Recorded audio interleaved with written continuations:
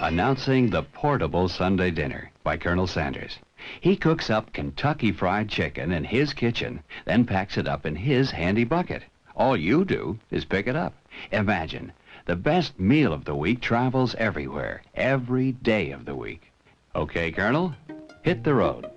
Making the perfect fried chicken as we know it, juicy on the inside, crispy on the outside, used to be a luxury because of how long it took to make. But a man named Harlan Sanders changed that after mastering his own recipe and shortening the cooking time from 30 minutes to under 10. A survivor of the Great Depression and World War II, he journeyed across the US to start a franchise. After being rejected over 1,000 times, he went from being given $105 from Social Security checks to millions of dollars for his franchise. Welcome to Hook.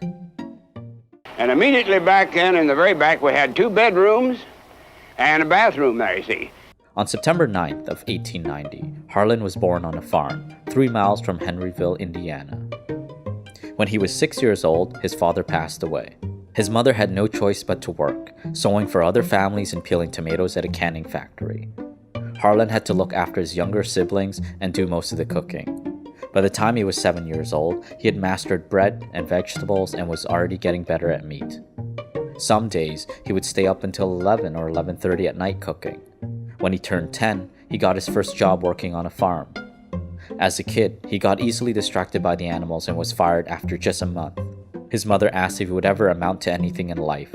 She said to him, "Here you are, my oldest son. Your father is dead, and you're the only one I can look to for help with the other children. And you're no account. You can't even hold a job for $2 a month." Ashamed from disappointing her, he told himself that he would work harder the next time he got a job. When he was 12 years old, his mother married a man who didn't like the idea of having stepchildren. So after a year, he left home and worked on a farm again. He got up before dawn to feed the animals, went to school during the day, and did odd jobs in the evening. Some nights, he shucked corn until about 8 or 9 at night. When he was 13 years old, he started 7th grade and dropped out after 2 weeks. He found algebra too difficult. He continued to work on a farm for 2 years before pursuing several different jobs. He worked as a streetcar conductor, soldier, railroad fireman, insurance salesman, steamboat operator, lighting manufacturer, tire seller, and a lawyer. At one point, his first wife, Josephine King, left him with their children because he got fired so many times. It wasn't until he started working as a gas station operator that his luck changed. In 1924, he hitchhiked from Louisville to Winchester after job hunting. He was picked up by the general manager of Standard Oil Kentucky, an oil and gas company. Harlan didn't know who he was at the time and told him what he had been through and why he didn't have a job. So he asked Harlan if he was interested in running a gas station in Nicholasville. Harlan didn't hesitate to say yes. In the early days, the business was slow since customers were loyal to the last person who ran the station. Some people in the town wouldn't even look his way. So Harlan decided to focus on customer service and always offered something extra. Eventually, he earned more than $12,000 a month from selling gas, which was 3 times more than anyone else had ever sold. But his luck took a turn for the worse when the Great Depression hit America. To make rent, Harlan sold his own equipment. He realized that there was no point in staying, so he quit. Fortunately, another oil and gas company, Shell, asked him to run a gas station that was being built in Corbin. He knew it was the only other way he could make money again, so he accepted their offer and moved to Corbin in 1930. To make extra money, Harlan sometimes made meals for customers and had a single table that could seat 6 people. At first, he only made country ham, string beans, okra, hot biscuits, and later added fried chicken, which became his bestseller. In his memoir, he wrote, "I believe that fried chicken is North America's hospitality dish. I spelt all of those words with capital letters." By 1937, his food became so popular by word of mouth that people came to visit him from different states. So he expanded his gas station to include a motel and cafe that could seat 142 people. Around this time, he had discovered a huge problem. He couldn't pan fry the chicken fast enough. When he cooked the chicken after an order was placed, the customer had to wait 30 minutes. If he made a batch in advance, he often had to throw away pieces at night. The only other option was deep frying, immersing the chicken in a wire basket in deep fat. While it cooked the chicken faster, it made it dry, crusty, and unevenly done. But after discovering a pressure cooker, a new invention at the time, and using it for cooking his vegetables, he made a historic breakthrough. He came up with the idea of using the new invention for cooking his chicken too. After many experiments, he found the right balance of pressure, cooking time, meat, fat, and fat filtration. The pressure cooker sealed in the chicken's flavor, preserved its moisture, and gave it a soft finish that wasn't greasy or crusty. It cut down the cooking time to 8 or 9 minutes.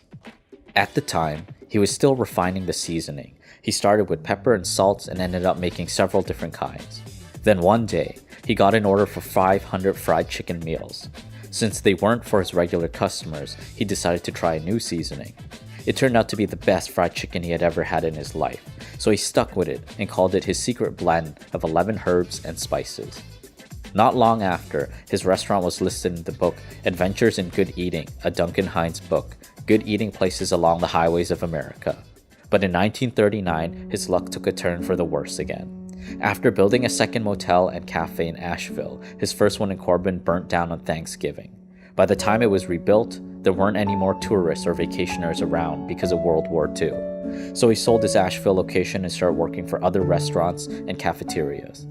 When the war was over, Harlan started another restaurant in Georgetown and allowed a former colleague to run it. He gave him $300 a month and half of the profits. Despite Harlan's generosity, his former colleague turned against him. He opened the restaurant as a partnership with both their names behind Harlan's back, so Harlan had to buy him out to fire him. In 1953, Harlan received a call from a real estate agent who offered him $164,000 in cash for his motel and cafe. Harlan turned him down. His motel and cafe was right on the highway, and 90% of his business came from tourists. Still, the agent called him the next day and tried to convince him again.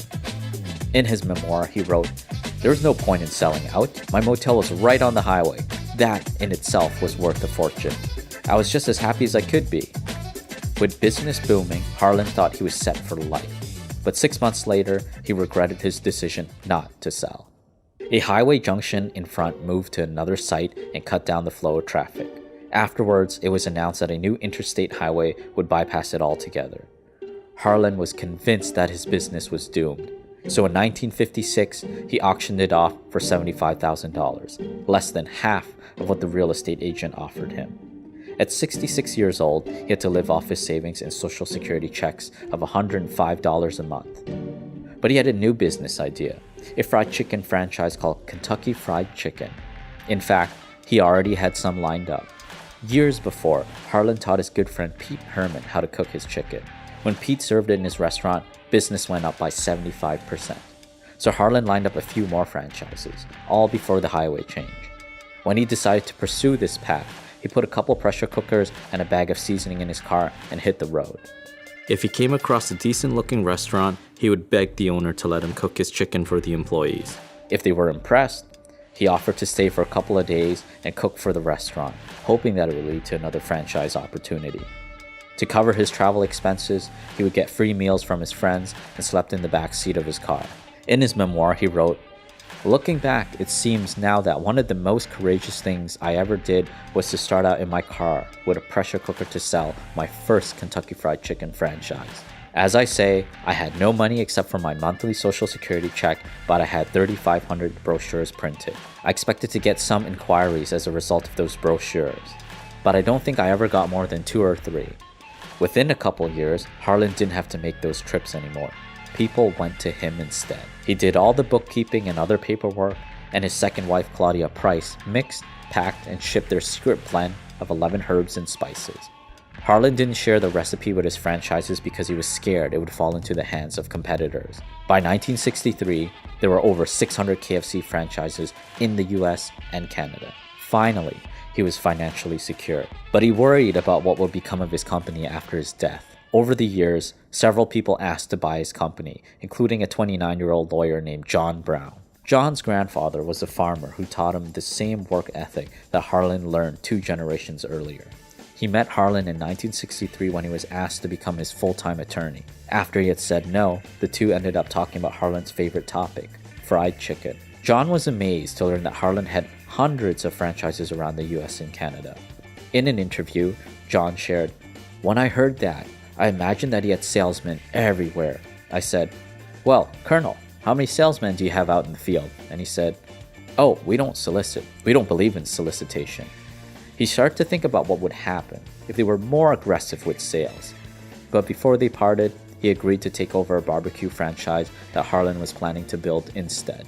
He raised the money he needed from a millionaire named Jack Macy and started learning about the barbecue business. He discovered that barbecue only had a regional appeal and that the real money was in fried chicken, so he and Jack decided to buy Harlan's company. In 1963, they made their first offer. Harlan said a sale was out of the question. They argued that Harlan should enjoy his life now, and that if he died before selling his franchise, most of his estate would go towards taxes. They offered Harlan $2 million, which would have been over $15 million today. They also promised to maintain quality and treat his franchises fairly. To Harlan, their proposal made sense, but somehow didn't feel right. It felt like a father selling his child. He took his time to think about it while John continued to try and convince him. On January 6th of 1964, Harlan finally gave in and sold his company. He was 73 years old at the time.